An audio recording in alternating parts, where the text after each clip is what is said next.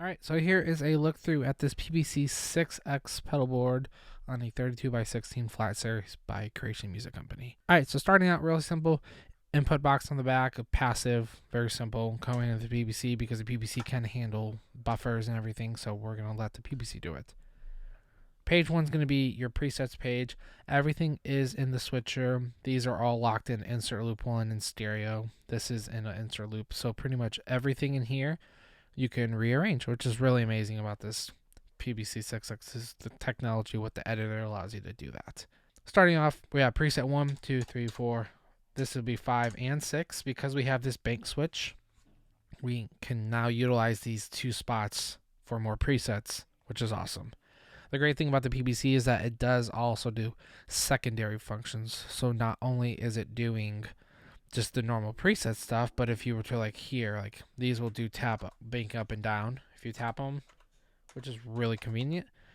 But say you needed to use it for a secondary function, you can actually hold it and that will access a different page. That's the cool thing about the RJM is it does a lot of those hidden secondary functions, which is really convenient. All right, moving on. Function page is going to be, function switch is going to be your main kind of like switch that you're going to go through. The tuner is going to the tuner out, so it is always on. So when you're ready to tune, just roll back your volume, hit tune, you'll be good to go, which is super convenient, frees up a lot of space. All right, so hitting function will take you to a couple different pages. It's the loops page. So this will be a lot of where your loops are. So like the protein, the boost, the pog, the kilt, the KTR. So those are those overdrives. And because obviously we didn't have enough switches and we don't really want to lock like double up buttons on doing like instant loop stuff, it just makes it a little more of a headache if you use the editor to actually do your programming. We just put some of those loops on the next page. But this is where you can actually go in if you're playing. You can add some pedals, and then you can hold this for about 2 seconds, and it will store it to that preset. So maybe you're playing, and like, oh shoot, I need to add, this. You can add it, and you can go back and just keep playing, or you can actually just hold and store. So then, if you were to change presets, obviously it's not there for that preset. You go back to that preset, and it's saved, which is really convenient. Or you may want to turn them all off. Turn them off, hold this for 2 seconds, and hits, and it stores it. All of these function switches on every page does a store. So if you forget to store it, just hold it down for 2 seconds.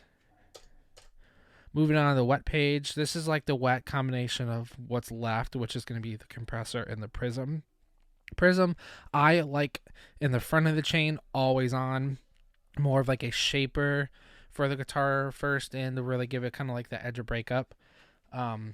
Just if you really dig into it, you almost don't need to add another drive, as a clean boost. Compressor I put after the drives. You can move it around wherever you want, which is really convenient. Makes it really simple. If you hit a switch and it does nothing, it does nothing. It's not programmed to do anything, which is why it's set like that. This will actually turn on the Big Sky, the timeline, and the Mobius, which is really cool, and it's all done by MIDI CC. So if you were to look on there, there is an LED.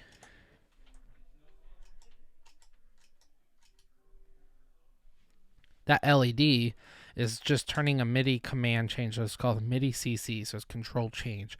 So it's sending it a 102 command for that channel to actually turn it on. Same for the timeline, same for the Mobius, as well as secondary functions like this. So like right here, I have the timeline tap set up to where you could reach up and do it if you want, or you can just tap it.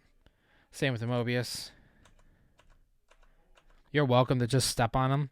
I just put them there. You can turn these off, whatever you want to do.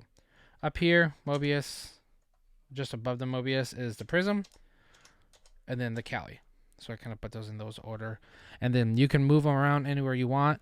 In the editor, you'll see everything is labeled for loop, so when you want to drag stuff around, makes it really simple. Hitting this wet switch will take you back to home. You would think it would take you to banking, but banking isn't like a common, you fully need it all the time thing. So what I did was I actually locked it into here on the main page. So if you hold this for 2 seconds, boom, you're in your MIDI page. And then you can actually MIDI bank up on the timeline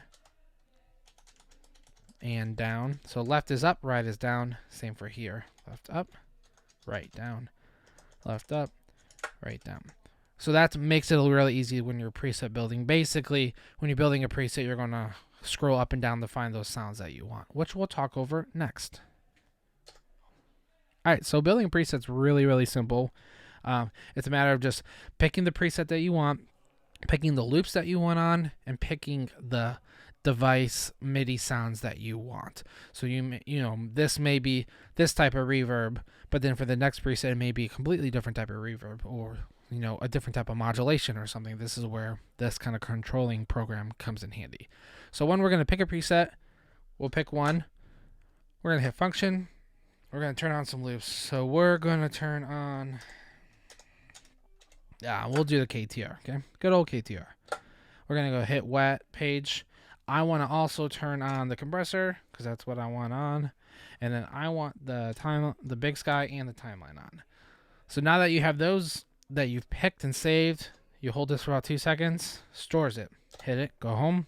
You could even hit home and then hold store. It doesn't really matter. It's stored across all pages.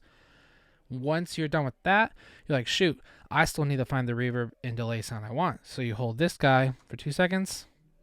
Boom. Now you can go in and find which reverb you want. So, you know, you may find that you want,